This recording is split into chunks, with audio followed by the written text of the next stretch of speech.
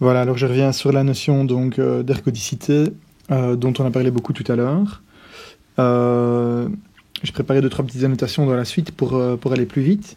Donc, on parle de processus ergodiques qui sont bien un cas particulier, comme le schéma qui se trouve ici l'indique, qu'il y a un cas particulier des processus stationnaires. Donc, pour ces processus-là, on se rend compte que on vient de discuter pour le calcul de la moyenne, qu'une moyenne à travers l'échantillonnage pouvait être remplacée par une moyenne à travers le temps ou sur un seul échantillon, et que ces deux moyennes étaient équivalentes. Okay, donc je rappelle que c'est bel et bien un processus qui est stationnaire, puisque la densité de probabilité de rang 1 ne dépend pas du temps, et a fortiori les moments statistiques non plus.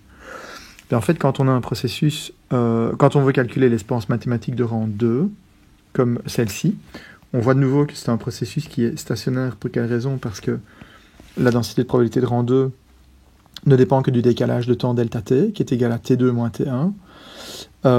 Et bien en fait, cette espérance mathématique, plutôt que de la calculer donc, à travers l'échantillonnage de cette façon-là, on se rend compte qu'elle est exactement égale à une limite d'une intégrale, ou bien une intégrale ou une moyenne qu'on peut calculer sur l'échantillon, ou le long d'un échantillon. Et cette intégrale, en fait, elle n'est rien d'autre que la valeur de la fonction, c'est-à-dire le x1, c'est la valeur en l'instant t1, x2, c'est la valeur en l'instant t2, et donc c'est la valeur de la fonction fois la valeur de la fonction à un laps de temps t plus delta t. Ok, donc si vous voulez, vous pouvez voir ceci comme étant l'instant t1, et ceci comme étant l'instant t2. Ok, et donc qu'est-ce qu'on voit? On voit qu'on remplace une intégration à travers l'échantillonnage par une intégration sur le temps. On a une petite différence quand on travaille au rang 2, c'est qu'il va nous rester un delta t, et donc nécessairement la fonction d'autocorrélation à laquelle on arrive ne dépend que du delta t. Ok, donc quand on parle d'un processus qui est un processus stationnaire, la fonction d'autocorrélation nécessairement ne dépend que d'un seul argument. Si j'avais écrit Rx de T1, T2, mais j'étais beaucoup plus général, et j'obtenais une fonction d'autocorrélation d'un processus qui ne dépendait pas, qui n'était pas nécessairement stationnaire. Ok. Alors dans MATLAB, la fonction d'autocorrélation, on peut la calculer avec la fonction autocor x. C'est-à-dire que si vous mesurez un signal aléatoire, par exemple, admettons que vous mesuriez la vitesse du vent, ou bien la hauteur des vagues, ou bien ce genre de choses, mais il vous suffit d'uploader les données comme un vecteur x ici, et d'utiliser la fonction autocor dans MATLAB, et vous allez avoir une fonction d'autocorrélation. Ok, c'est un estimateur de la fonction d'autocorrélation. Alors il y a des familles ou des types d'autocorrélation qui sont assez connus, qui correspondent à beaucoup de processus physiques qu'on peut observer dans la nature. Un peu comme pour une PDF, on connaît la distribution gaussienne, Gumbel, Fréchet, Rayleigh, etc. Et on a la même chose pour les fonctions d'autocorrélation. La première est la fonction d'autocorrélation qu'on appelle de Einstein-Uhlenbeck, ou bien aussi à décroissance exponentielle. Parce que vous voyez que la fonction d'autocorrélation s'exprime comme une exponentielle décroissante. L'autre, c'est ce qu'on appelle le bruit blanc, où elle vaut 0 partout, sauf quand le delta tt est égal à 0, où en réalité, elle monte jusque l'infini, okay, parce qu'elle est représentée par une fonction de Dirac. Ça veut dire que, quel que soit le laps de temps taux qu'on est en train de regarder entre deux instants, aussi court soit-il, on a une corrélation qui est nulle. Okay, c'est un processus qui est très très très particulier. Je vais écrire en dessous, celui-là, il n'est pas physique. On comprendra bientôt pourquoi il n'est pas physique. Mais par contre, il est très utile sur le plan mathématique. Un dernier, c'est celui d'un processus qui s'appelle un bruit blanc en bande limitée. Celui-là, il a la particularité, vous voyez que la fonction d'autocorrélation devient négative. Okay, donc, c'est pas interdit qu'une fonction d'autocorrélation soit négative. Ok. Bien. Alors, les quelques propriétés maintenant de la fonction d'autocorrélation. On en a 4 qui sont listés ici. Je vais essayer de les démontrer pour les processus qui sont les processus ergodiques. Et donc, mais qu'est-ce que je pourrais commencer peut-être par le premier. La valeur à l'origine. Donc, si je reviens sur la définition de la fonction d'autocorrélation, je vais la recopier ici parce qu'on en aura besoin régulièrement.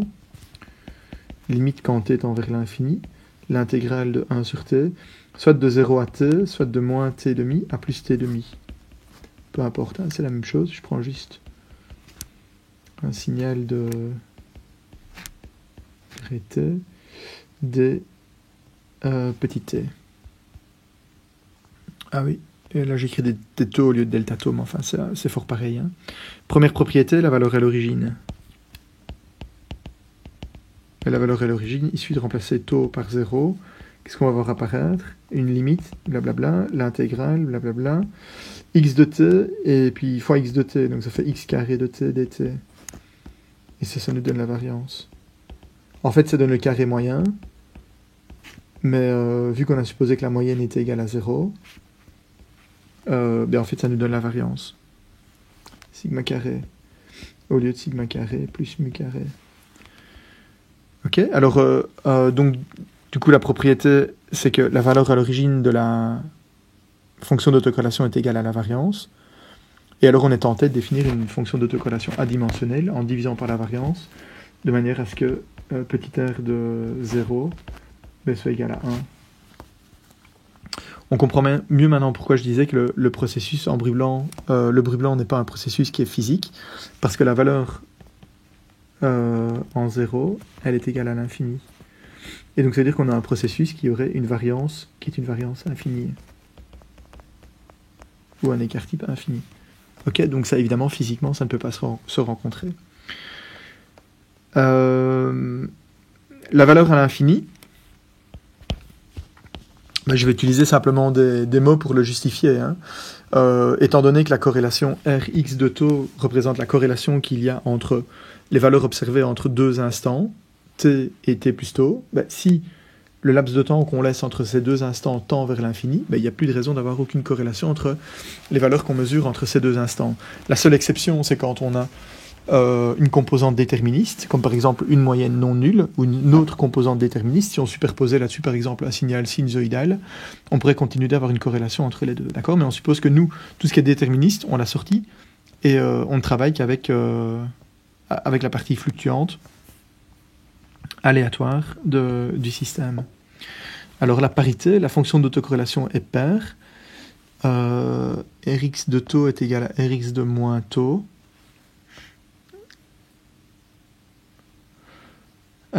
Ça, je crois que c'est évident, hein, parce que la densité de probabilité de rang 2, on a dit qu'elle dépendait uniquement du laps de temps T2 moins T1. Et T2 moins T1, c'est la valeur absolue de taux. Donc, c'est-à-dire que si je change delta T de signe, la densité de probabilité de rang 2 ne change pas. Et a fortiori, la fonction d'autocorrélation ne change pas non plus. D'accord ? Donc, car Px de x1, x2, delta T égale Px de x1, x2 moins delta t. Ok, ça c'est évident. On pourrait le voir aussi sur base de un seul échantillon. Donc si je partais plutôt sur la définition de droite et la limite, si vous voulez bien, je vais supprimer momentanément la limite, c'est pas très propre. Mais je vais écrire juste l'intégrale de moins l'infini pour avoir plus facile à plus l'infini, parce que j'ai calculé une limite quand t est envers l'infini, ici et là-bas. Et je vais m'intéresser à cette limite-là.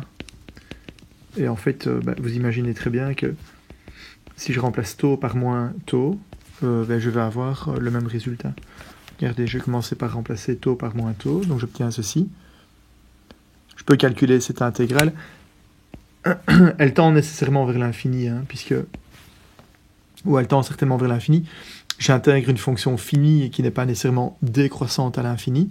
Je l'intègre de moins l'infini à plus l'infini, d'accord ? Donc, elle tend vers l'infini, mais il y a un paramètre de mise à l'échelle ici qui est devant, sur lequel je prends un tout petit peu de liberté. Ok, donc mathématiquement, c'est pas très clair, c'est pas très propre. Je pense qu'un vrai prof d'analyse m'en voudrait, mais ici, je prends un petit peu de distance par rapport à ça.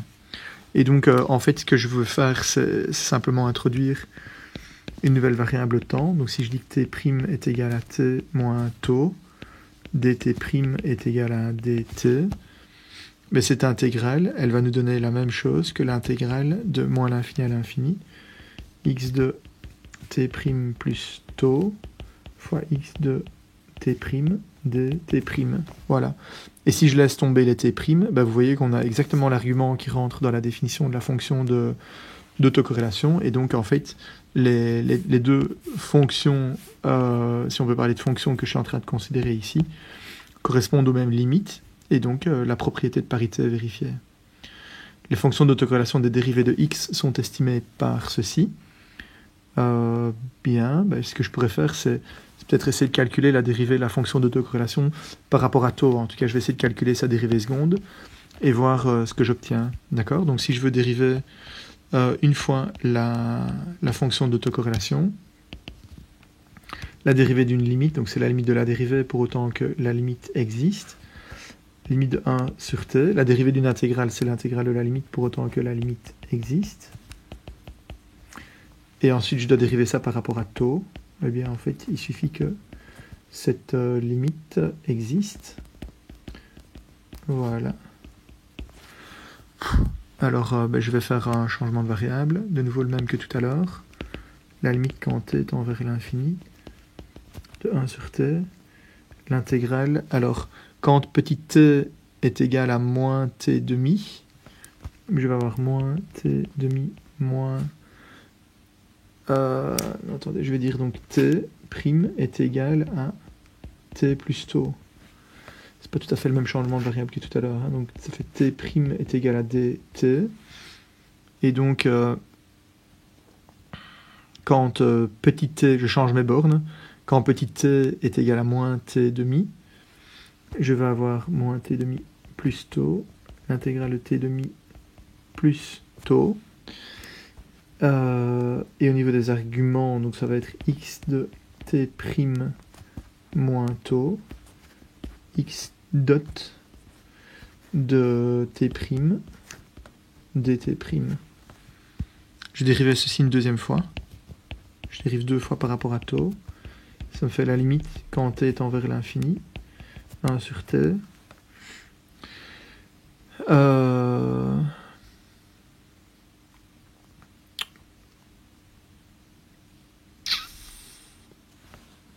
Je devrais en principe décomposer mon intégrale pour être plus propre. Je sais que je prends un petit peu de liberté par rapport aux maths, mais... Donc je vais intégrer de moins t demi à moins t demi plus taux plus l'intégrale de moins t demi plus taux à t demi, et je vais intégrer de t demi à t demi plus taux. Étant donné que je regarde la limite quand t est envers l'infini, et ici on a une limite qui va de moins l'infini à moins l'infini. Et là on a une limite qui va de plus l'infini, une intégrale qui va de plus l'infini à plus l'infini. Et donc je vais simplement dire que en fait la partie qui est la seule partie qui m'intéresse, c'est la partie centrale qui va me donner en fait une intégrale de moins l'infini à plus l'infini. Ok, ou bien si vous voulez des déphasages qu'on est en train de regarder, il doit rester court par rapport à la période grand T. Ok, donc si je dérive, mais je vais avoir la dérivée du premier, vu que là c'était prime moins taux, je vais avoir moins 1 qui va sortir, fois la dérivée de x, et la dérivée de x, dt prime.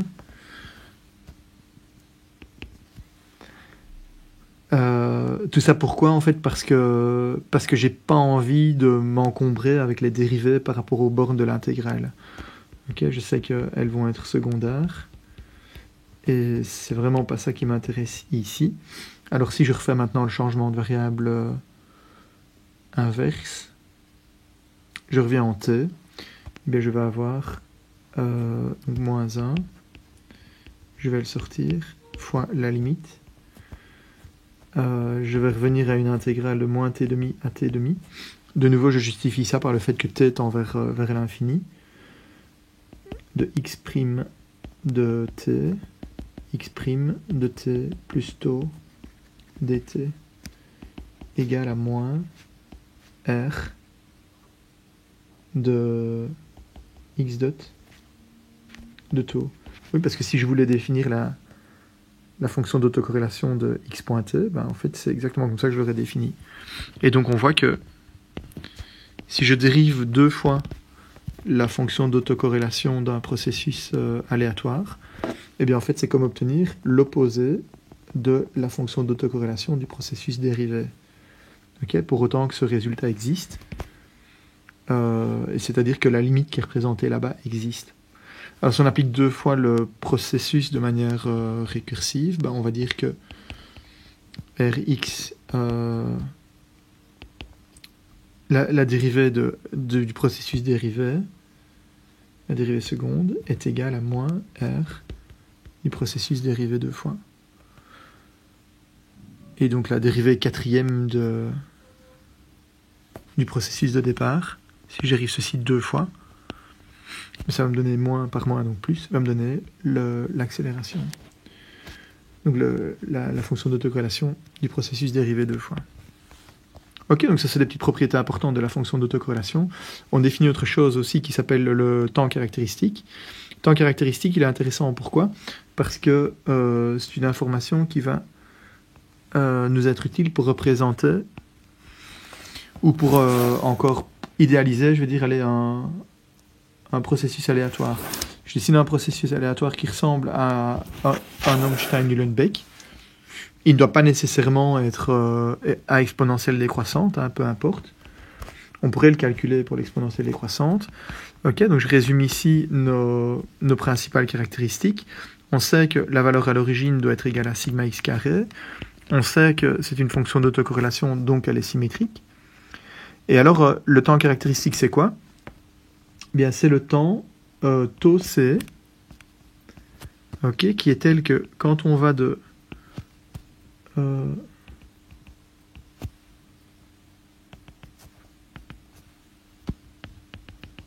moins tau c à plus tau c, on a la même intégrale en dessous de la courbe.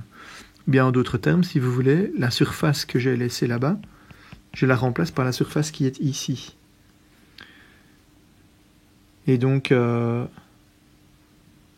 en fait, je me demande, c'est pas... Il y a plusieurs définitions du temps de corrélation. Ici, il est défini à un facteur 2 près.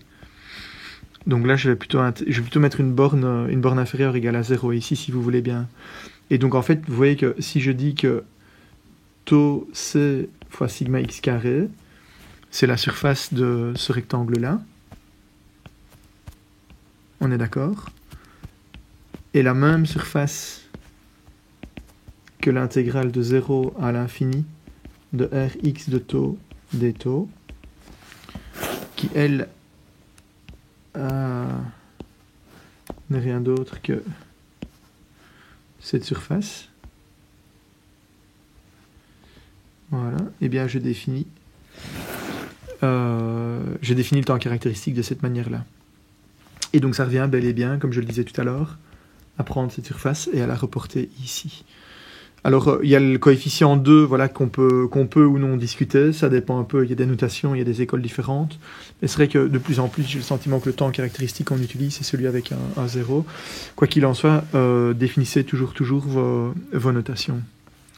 Alors, on peut passer à la notion suivante, qui est la notion de densité spectrale de puissance. Ok, excessivement important.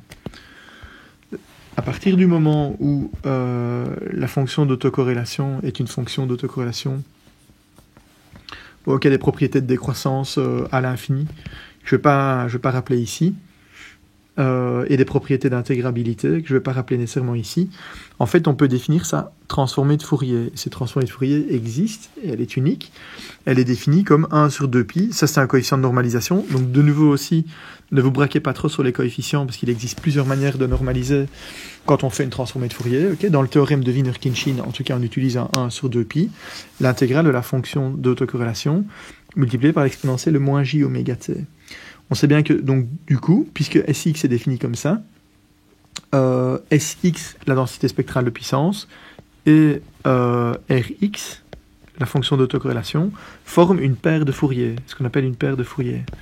C'est-à-dire que l'information, elle est exactement identique dans les deux, et si vous connaissez un, vous connaissez l'autre par la transformée de Fourier, soit directe à gauche, soit inverse à droite, qui vous permet de récupérer la fonction d'autocorrélation à partir de la densité spectrale de puissance. Et donc, si vous connaissez l'autocorrélation, par exemple, de Einstein-Uhlenbeck, eh bien, vous vous rendez compte que sa densité spectrale de puissance, elle doit nécessairement être exprimée comme ceci. Ok, et c'est pas possible autrement. Il suffit, vous pouvez le faire, c'est un petit exercice de maths qui est pas trop compliqué. Vous pouvez remplacer Rx dans l'expression là au-dessus, vous pouvez le remplacer par l'exponentielle décroissante, Et vous allez vous rendre compte que tout calcul fait, le résultat pour la densité spectrale de puissance est ce qui est donné là-bas. On a la même chose. Ici, en fait, on se rend compte que si la fonction d'autocorrélation correspond à un Dirac, avec une intensité R0, et bien en fait, la densité spectrale de puissance est une constante. C'est logique, en fait. Si on remplace R0 fois un Dirac là-bas, le résultat de l'intégrale va nous donner quelque chose qui est indépendant de oméga. Et finalement, si on fait la même chose pour le dernier, c'est un petit peu plus compliqué, puisque l'expression mathématique est plus complexe. Et bien en fait, on va se rendre compte que S de x est exactement égal à S0 dans un intervalle, et 0 partout ailleurs. Et donc en fait, on a ce qu'on appelle un bruit blanc. Pourquoi est-ce qu'on appelle ça un bruit blanc? Parce que le contenu fréquentiel, il est identique. L'intensité du contenu fréquentiel est identique, quelle que soit la fréquence considérée. Ok, par analogie avec de la lumière blanche. Alors le dernier, donc on l'appelle un bruit blanc en bande limitée, parce que il serait blanc partout, sauf qu'en fait c'est uniquement dans des bandes de fréquences qui sont limitées que le bruit en fait a un contenu énergétique. Ok, partout ailleurs, il vaut 0, et donc en fait on a un bruit qui est en bande limitée. La différence entre le bruit blanc et le bruit blanc en bande limitée, c'est que, bien sûr, le premier n'est pas physique, parce que, comme je l'ai expliqué tout à l'heure, son écart type tend vers l'infini, ou sa variance tend vers l'infini, donc il n'est pas physique, alors que le deuxième, il est physique, vous voyez, il a une variance qui est finie. Ok, et ça, on le voit aussi sur le diagramme de la densité spectrale de puissance, comme je vais l'expliquer dans un instant. Ok, donc je vais supprimer mes pointillés ici, et laisser plutôt les pointillés pour le bruit blanc, de manière à indiquer que ce niveau se prolonge jusque l'infini. Alors, autant on a un estimateur pour la fonction d'autocorrélation qui nous permet de calculer la fonction d'autocorrélation à partir d'un échantillon, et bien on a aussi la même chose pour calculer la densité spectrale de puissance, ou en tout cas l'estimer, la densité spectrale de puissance à partir d'un échantillon. Qu'est-ce qu'on fait? On va en calculer la transformée de Fourier tronquée, par exemple avec la fonction FFT dans MATLAB ou dans la plupart des packages de calcul mathématiques. Et on voit que la norme au carré de la transformée de Fourier, norme au carré de la transfo de Fourier, et bien en réalité nous donne une image mise à l'échelle, nous donne une image mise à l'échelle de la densité spectrale de puissance.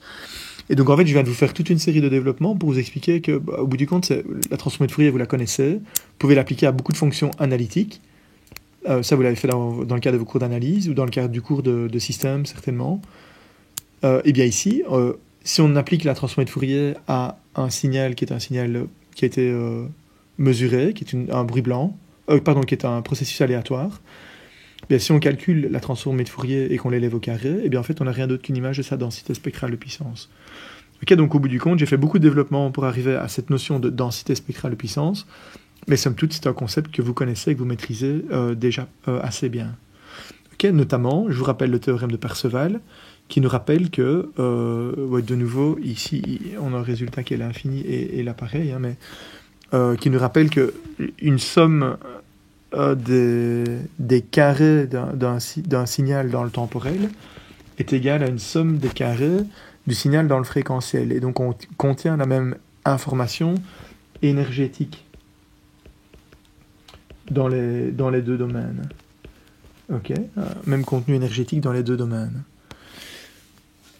Et donc ceci en fait va nous aider à interpréter la notion de densité spectrale de puissance. C'est pour ça qu'on appelle une densité spectrale de puissance, parce qu'une puissance typiquement est quelque chose qu'on va associer avec une grandeur quadratique. On l'appelle un spectre parce que c'est une distribution dans le domaine des fréquences. Ok, donc c'est son spectre. Et c'est une densité. Pourquoi? Parce que c'est une puissance par unité de fréquence. Ok, donc du coup c'est une densité. Et la propriété principale donc de la densité spectrale de puissance, c'est quoi? C'est que l'intégrale de la densité spectrale de puissance sur l'entièreté du domaine est égale à la variance. Ok, donc c'est-à-dire que la surface ici en dessous de la courbe, elle est égale à sigma carré. surface ici en dessous de la courbe, elle est égale à sigma carré.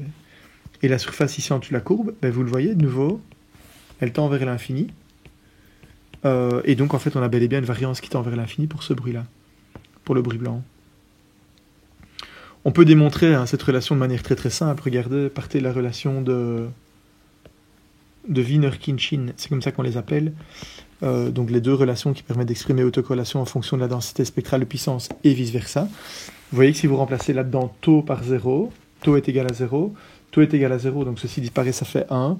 Et on voit effectivement immédiatement que l'intégrale de la DSP est égale à la variance, puisque c'est la coordonnée à l'origine, dans la fonction d'autocorrélation. Ok, donc ça c'est démontré directement à partir de Wiener-Khinchin.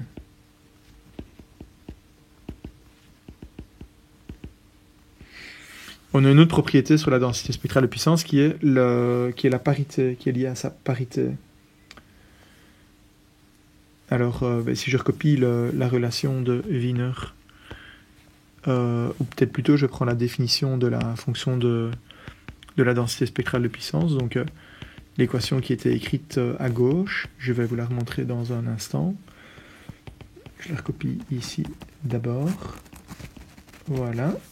De mémoire, mais ce sont des fonctions que vous devez connaître.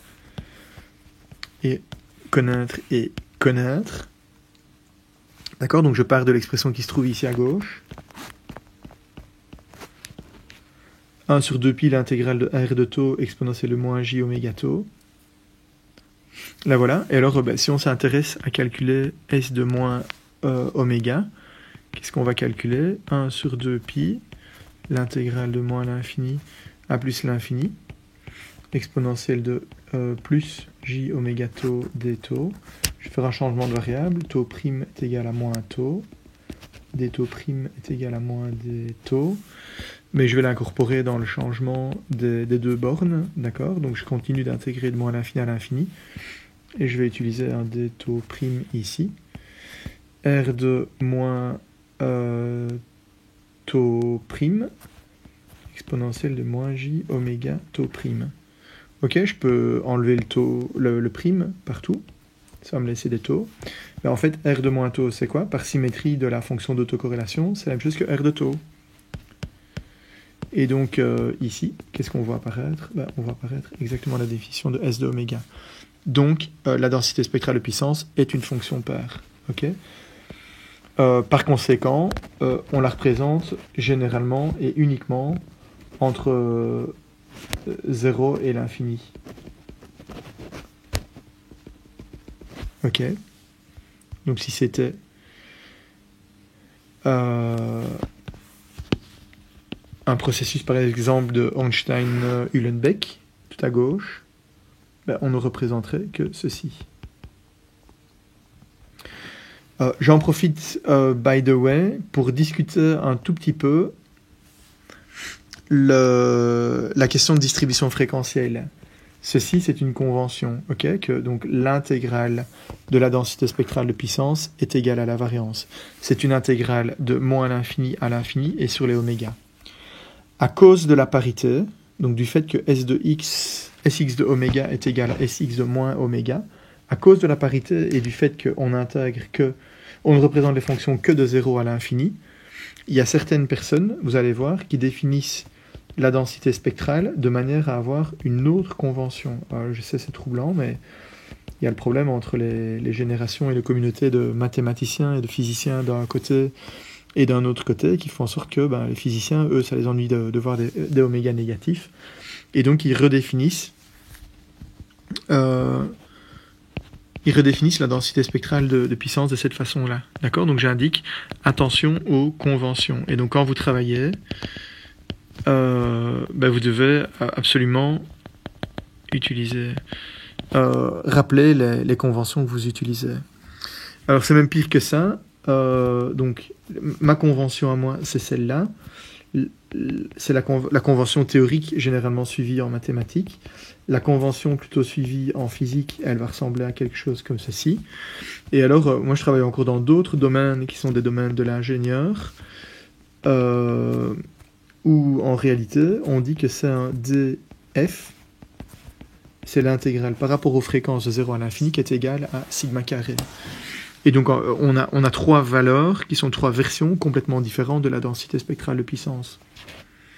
Et donc si celle-ci je l'appelle 1, 2 et 3, eh bien on voit qu'en raison des questions de parité, mais je vois que Sx2 est égal à 2 Sx1. Ben oui, c'est logique, parce que si j'obtiens le même résultat en intégrant sur un domaine qui est 2 fois plus petit, ben c'est que la valeur de la fonction elle est 2 fois plus grande. Et qu'est-ce que je vois à cause du changement de variable, où oméga est égal à 2pi fois f, mais je vois que Sx3 est égal à 2 fois 2pi, donc c'est-à-dire 4pi fois Sx1. D'accord, donc là il y a un gros warning en fonction des conventions qui sont utilisées. Ben, vous allez voir des différentes formes pour la normalisation des densités spectrales de puissance. Alors, il ne faut pas que j'oublie la dernière démonstration, qui est celle relative aux dérivés. On pourrait se tracasser de la densité spectrale de puissance du processus dérivé, donc S de x dot. Oui, ça c'est assez facile à démontrer dans le domaine fréquentiel. Si vous vous souvenez que la transformée de Fourier de x dot est égale à i oméga fois la transformée de Fourier de x.